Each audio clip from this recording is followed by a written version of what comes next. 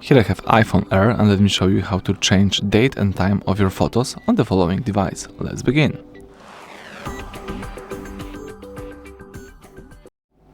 So at the very beginning, let's open Photos and let's choose some photo right here.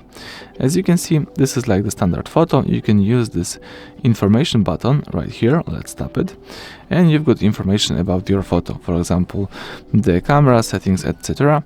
But you've got also information about the date and time. So this photo was taken on Monday, October 6th at 11:26.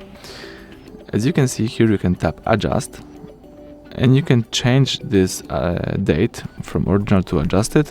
For example, you can change to yesterday, tap adjust, and as you can see now, you've got information that this photo was taken on the October 5th. You can also adjust time here if you tap these three dots, and you can choose adjust date and time, and you can also have access to the following information here. You can also tap revert, and now as you can see, you revert to the original information. So that's it. Thank you for watching. Please subscribe to our channel and leave thumbs up under the video.